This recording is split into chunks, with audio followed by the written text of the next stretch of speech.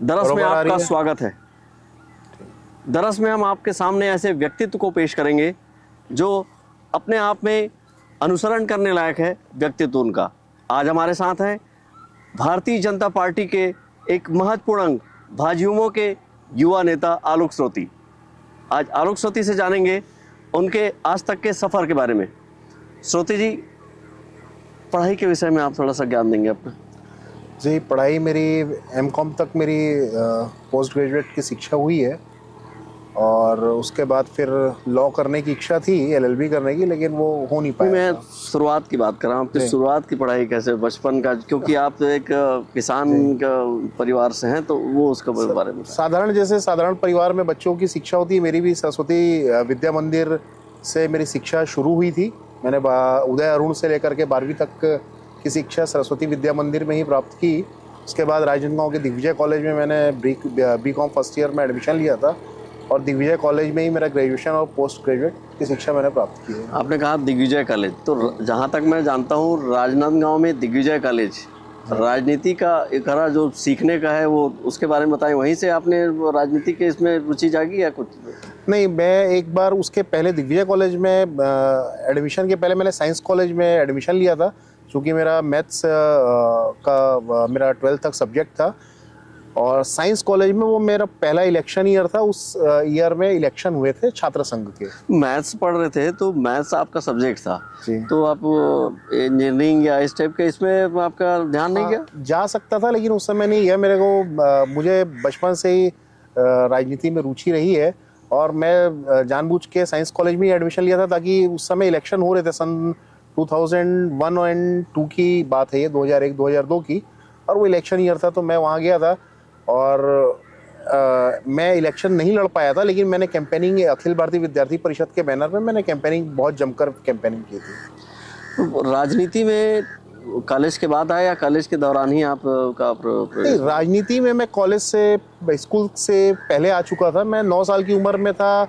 हालांकि वो राजनीति उस समय उतनी समझ में नहीं आती थी, लेकिन मैं संघ की शाखा में, मैं आरएसएस की शाखा में मैं पहली बार 9 साल की उम्र में मैं पहुंच गया था अपने मित्रों के साथ। स्कूल से आने के बाद मैं रोज़ शाखा जाता था और 2-1 साल लगातार शाखा जाने के बाद बाल स्वयंसेवक के रूप में मैं शाखा जाता था। उसके बाद स्वामी विवेकानंद सायम शाखा, जो भारतीय स्कूल थी भरकापारा में, वहाँ एक नई शाखा शुरू हुई थी जिसका मुझे मुख्य शिक्षक बनाया गया था और मैं बाल मुख्य शिक्षक था और वहाँ पर मैं खुद शाखा लगाता था। कॉलेज के बाद जी सीधे राजनीति से जुड़ गए? हाँ, कॉलेज के समय से ही मैं राजनीति में जुड़ गया था। कॉलेज में मैं अखिल भारतीय विद्यार्थी परिषद में कार्य किया और मैं तुरंत सन 2002 में ही भारतीय जनता युवा मोर्चा में शहर में मंत्री पद का दायित्व मुझे प्राप्त हो गया था। ये तो रहा आपका जो आपने राजनीति में प्रवेश किया। आप थोड़ा अपने परिवार के बारे में बताएंगे। पिताजी आपके और घर का माहौल कैसे रहा? हमारे पापा जी जो थे वो एक हमारे दादाजी और कृषक परिवार ही था। हमारे पापा भी कृषक थे, खेती किसानी का ही कार्य शुरू से करते थे। साथ में वो भी भारतीय जनता पार्टी में शहर भाजपा के उस समय वो मंडल के महामंत्री थे भारतीय जनता पार्टी के। जब मैं सन में 1994-95 की बात है, तो मैंने घर में उन्हें पार्टी का काम करते हुए मैंने उन्हें देखा था। वे भारतीय जनता पार्टी में अच्छे से बड़े नेताओं के साथ रहते थे और अच्छा उनके पास दायित्व था और कई नेताओं का घर में आना जाना था। तो इस दौरान जो राजनीति घर में है, तो राजनीति में आप बता रहे हैं कि पिताजी आपके राजनीति से जुड़े हुए हैं, वो जो राजनीति के जो उतार चढ़ाव हैं, तब तो शासन में भी नहीं भाजपा थी, तो संघर्ष काफ़ी रहा होगा। तो पिताजी ने आपके पिताजी ने रोका नहीं आपको? नहीं, ये इस बारे में मैं बोलना चाहूँगा कि मैं बहुत सौभाग्यशाली हूँ कि मैं संघ की शाखा में भी गया और कॉलेज इलेक्शन वगैरह में भी सवेरे से जाता था, रात को घर आता था। मेरे पापा ने मुझे कभी भी नहीं रोका और उन्होंने मुझे हमेशा प्रोत्साहित ही किया है। कभी भी हतोत्साहित नहीं किया कि आप घर में रहिए, पढ़ाई कीजिए या नहीं जाना है। ये था कि जा रहे हो अच्छे से करो, मन लगा के करो, सेवा करो।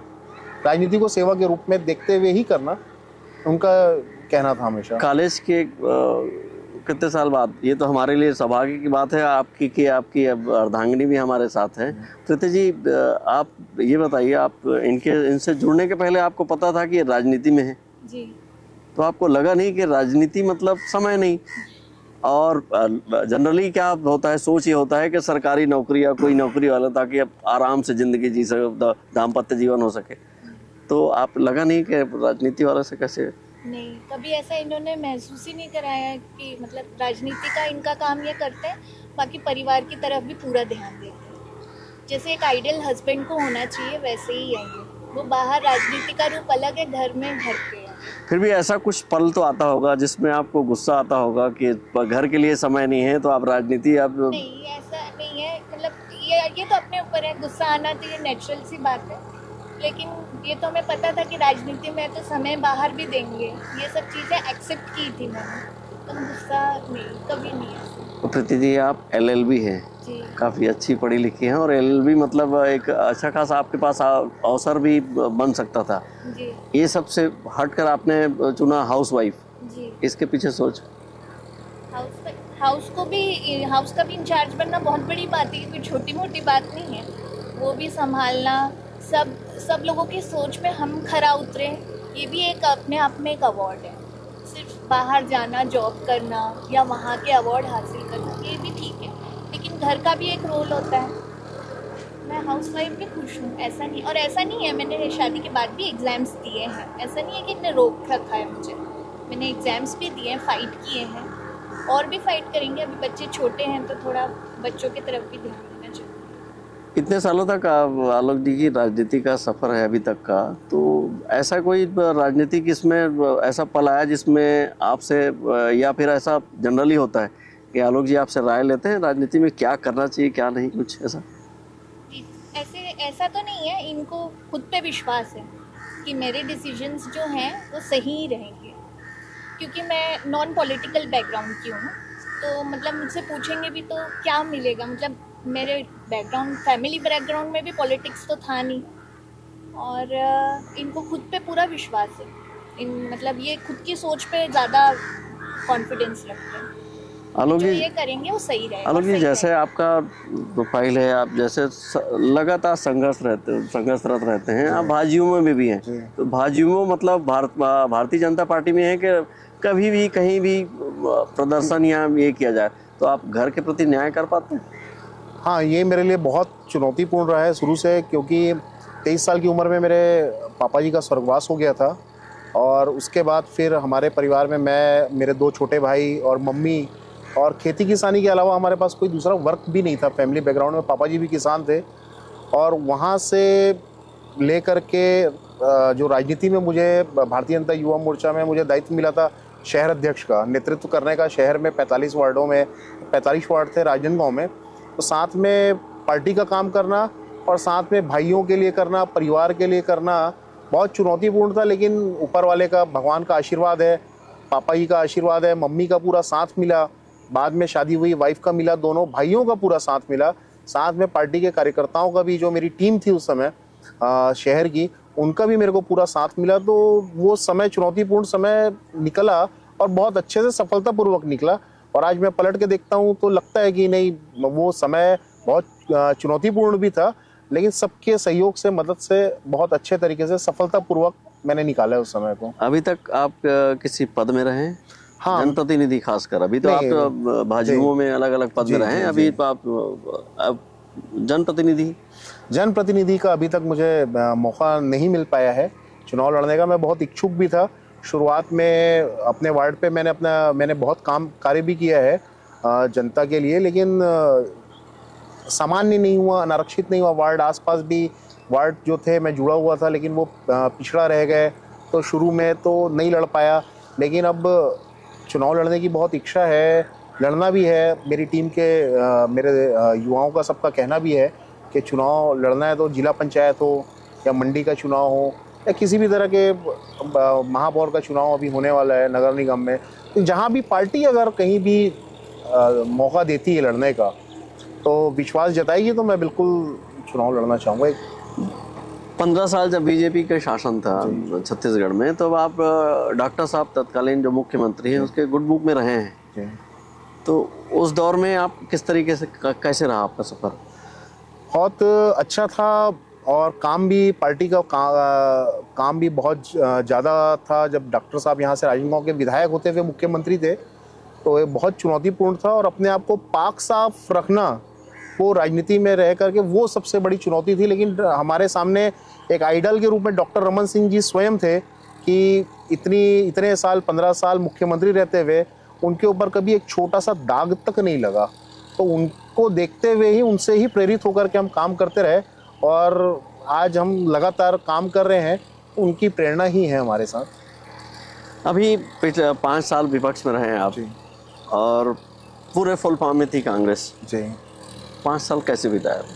5 साल बहुत अच्छा रहा, चुनौतीपूर्ण भी रहा। और पार्टी के तरफ से मुझे बेमेतरा में सबसे पहले प्रभार का दायित्व मिला था, बेमेतरा ज़िले में। मैंने वहाँ लगातार प्रवास किया था और वहाँ पर भी कलेक्ट्रेट घिराव को लेकर के 1-2 बड़े आंदोलन हमने वहाँ खड़े किए थे बेमेतरा ज़िले में। उसके बाद फिर मेरा दायित्व बढ़ा, प्रदेश मंत्री का दायित्व मिला मुझे प्रदेश में। और साथ में सूरजपुर ज़िला जो राजनांदगांव से 450 किलोमीटर दूर है और ये महाराष्ट्र बॉर्डर में और वो बिहार बॉर्डर पे पड़ता है। और उस जगह पे जा कर के मुझे काम करने का मौका मिला और मैं वहाँ भी लगातार प्रवास किया। और एक बार तो मैं लगातार 7 दिन का आवासीय प्रवास किया। उस 7 दिन मैं वहाँ था। 14 मंडल होते हैं उस ज़िले में भाजपा के। 14 मंडल की मैंने 7 दिन में पूरी बैठक की थी। एक पूरी योजना के साथ हमने बैठक करते हुए पूरे मंडलों की पूरी युवा मोर्चा की टीम ने वहाँ कलेक्ट्रेट का घेराव किया था। और वो बहुत ही ओजस्वी घेराव था, जिसका माहौल जो था वो सूरजपुर से उठ करके पूरे रायपुर तक आया था वो माहौल। और पूरे सरगुजा संभाग में उस आंदोलन की गूंज थी। और FIR भी हुई थी, वहाँ के जिलाध्यक्ष के ऊपर भी हुई, बहुत टीम के बहुत सारे युवा सदस्यों के ऊपर भी FIR हुई। लेकिन संघर्ष करने में सरकार की जो कुनीतियाँ थी, जो भ्रष्टाचार थे, उसके खिलाफ आवाज़ उठाने से सरकार हमको कभी रोक नहीं पाई, हमारे आंदोलन को कुचल नहीं पाई। आलोक जी, आप बता रहे हैं जिस तरीके से आपका लगातार सक्रियता रही, संघर्ष रहती है, मतलब 24 घंटा बोला जाए, आपने 300-300 किलोमीटर दूर रहे हैं आप। हाँ, 450-500। आप जहाँ बैठे हैं पीछे खेत में काम चल रहा है, ये भी आप मेंटेन करते हैं, कैसे कर पाते हैं? मैं सवेरे उठता हूँ तो सबसे पहले मैं खेत आता हूँ। पहले सवेरे मॉर्निंग पे मैं वॉकिंग पे जाता हूँ, क्रिकेट भी खेलता हूँ बीच में। सवेरे 6 बजे उठता हूँ, जिम भी जाता हूँ। और उसके बाद 8 बजे करीब घर आता हूँ। 8:30 बजे मैं खेत आ जाता हूँ। 8:30 से 10 बजे तक मैं खेत में रहता हूँ।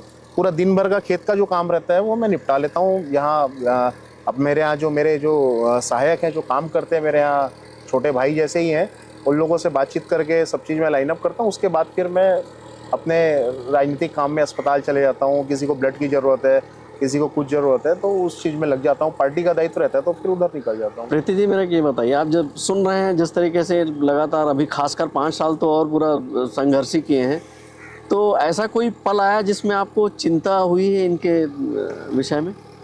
ऐसा कोई समय आया कांग्रेस के शासनकाल में, खासकर इन्होंने प्रदर्शन और इसमें बहुत बढ़ चढ़ कर हिस्सा लिया, अब तो कभी ऐसा पल आया जिसमें आपको चिंता हुई? चिंता तो खैर नहीं होती कभी, लेकिन हाँ, जब जाते हैं वहाँ पे जो ये प्रदर्शन करते हैं तो कहीं लग ना जाए, मुझे उसी की चिंता रहती है बस, और ज़्यादा है। हाँ, क्योंकि है तो उत्साही है लगातार, जो लीडिंग करने, पीछे नहीं, सबसे आगे रहते हैं ये। हाँ, मैं स्टेटस वगैरह भी देखती हूँ इनके, तो मुझे यही डर लगता है कि बस कहीं लग ना जाए इनको बाकी और किसी चीज़ की चिंता नहीं है। आप चूँकि घर के सबसे बड़े हैं, आप घर की बड़ी बहू हैं, तो घर की जिम्मेदारी तो बखूबी आप उठाते होंगे। इनके साथ कभी राजनीति किसी इसमें समारोह में गए हैं या फिर खेत वेत में आते हैं तो कभी आप साथ में रहें? खेत में कभी कभार आते हैं, ऐसे दिखाते हैं ये, क्योंकि यहाँ का रास्ता थोड़ा सा खराब है, इस कारण से ये मना करते हैं, क्योंकि यहाँ पे पत्थर है, ये है, कैसे चलोगी, उस चिंता के कारण बोलते। हाँ, लेकिन आए हैं, ऐसा नहीं है नहीं आए हैं। इनका जो एनर्जी है उसका टेम्पो बनाए रखने के लिए आप क्या करते हैं? इनको किस तरीके से रूटीन? इनको टाइम से मिल जाएगी, ठीक है। कोई चीज़ अगर नहीं है तो वास्तविक सी बात है, अगर कोई चीज़ टाइम से नहीं होती है तो बड़ों का काम होता है सब चीज़ें टाइम से, वो डिसिप्लिन बनाए रखना बड़े का काम। हाँ। और अभी बड़े हैं तो हम ये मेंटेन करते हैं कि घर में डिसिप्लिन बना रहे, यही है। आलोक जी, अभी जिस तरीके से भारतीय जनता पार्टी 3 राज्यों में वो मुख्यमंत्री बनाई है, मंत्रियों को दी है और हर पल चौंकाई है, उसमें सबसे बड़ी बात यह है कि युवाओं को सामने लाए हैं, जो कभी मंत्री नहीं बने, कभी विधायक नहीं बने, तो विधायक बने, विधायक के बाद वो मंत्री बन गए, उप मुख्यमंत्री तक बन गए। ये जो सोच है भारतीय जनता पार्टी की, इस पर आप क्या कहेंगे? भारतीय जनता पार्टी पूरे विश्व में एकमात्र पार्टी भारतीय जनता पार्टी है जिसमें कार्यकर्ता कार्य करता रहे, पार्टी हित में, जनता के हित में वो फैसले लेते रहे, आंदोलन करे, अगर आंदोलन की ज़रूरत है पब्लिक को, उसको कोई नीड है उसको पूरा करने के लिए, और कार्यकर्ता कार्य करते रहे। निश्चित रूप से पार्टी में समय आने पर बिल्कुल कार्यकर्ताओं को बढ़ाया जाता है, और यही पार्टी एक पार्टी जिसमें कहा जा सकता है कि एक कार्यकर्ता सांसद भी बन सकता है, वही कार्यकर्ता मुख्यमंत्री भी बन सकता है, कार्यकर्ता प्रधानमंत्री तक भी पहुंच सकता है। ऐसे कई उदाहरण हैं जहां कार्यकर्ता नीचे से उठ करके वहां तक पहुंचे हैं, और अभी भी वही हो रहा है। ये भारतीय जनता पार्टी की सोच तो है, तो इस सोच में आप अपने आप को कहाँ पाते हैं? मैं अपने आप में मैं बस यही चाहता हूं कि एक अच्छा कार्यकर्ता बन के अपने आप को मैं ऊपर अपने कार्यकर्ताओं के बीच में पहुंचा सकूं कि मैं एक अच्छा कार्यकर्ता हूं। अपने आप को एक अच्छा कार्यकर्ता बना के मेरी पहचान एक अच्छे कार्यकर्ता के रूप में बनाना चाहता हूं, और जिस दिन पार्टी चाहेगी तो उस दिन तो सब हो जाता है। समाज सेवा में आप बहुत आगे रहते हैं, खासकर रक्तदान। जी, उसमें कैसे रुचि? रक्तदान तो मैं बहुत उसमें लगातार रहता हूँ। उसके पीछे एक कारण ये भी था कि जब मेरे पापा जी को कैंसर हुआ था बैकबोन में, और उस समय उनको ब्लड लॉस बहुत हो रहा था, तो ब्लड की बहुत ज़्यादा ज़रूरत थी, और मेरी उम्र उस समय 21-22 साल थी, और पापा सेक्टर 9 में भर्ती थे। उस समय मेरे पापा जी को 28 यूनिट ब्लड चढ़ा था, और वो भी शॉर्ट टाइम में 28 यूनिट ब्लड, 17-18 दिन में 28 यूनिट ब्लड लगा था ऑपरेशन करने के लिए। तो उस समय मैं राजनांदगांव में कॉलेज में अपने मित्रों को कॉल करता था, तो वे या तो बाइक में आ जाते थे या बस में बैठ के आ जाते थे। कभी किसी ने मुझे मना नहीं किया। मैंने जिसको भी कॉल किया अपने मित्रों को कॉलेज में, तो वो बिल्कुल ब्लड डोनेशन के लिए आ जाते थे। तो बस उसके बाद फिर मैंने ये प्रण कर लिया था कि 28 यूनिट मेरे पापा को लगा है, तो मुझे इसको वो करना है, और नीड जिसकी भी हो, जब भी हो, मुझे उसकी नीड के लिए, इस चीज़ के लिए खड़े होना पड़े। ज़रूरी है कि ब्लड दिलवाना सच में, क्योंकि मैं उतने दूर रहता था, मुझे भी बोलने में थोड़ी हिचकिचाहट होती थी, टेंशन रहता था आएंगे कि नहीं आएंगे, ब्लड नहीं मिलेगा तो क्या होगा। तो मैं उस स्थिति से गुजरा हूँ, तो मैं ब्लड के लिए मैं हमेशा आगे रहता हूँ। अभी तक कितना ब्लड दे चुके हैं? मैं अभी तक 43 टाइम्स मैं खुद ब्लड डोनेशन कर चुका हूँ। प्रीति मैडम, आप कभी बोले नहीं कितना खून देते हो?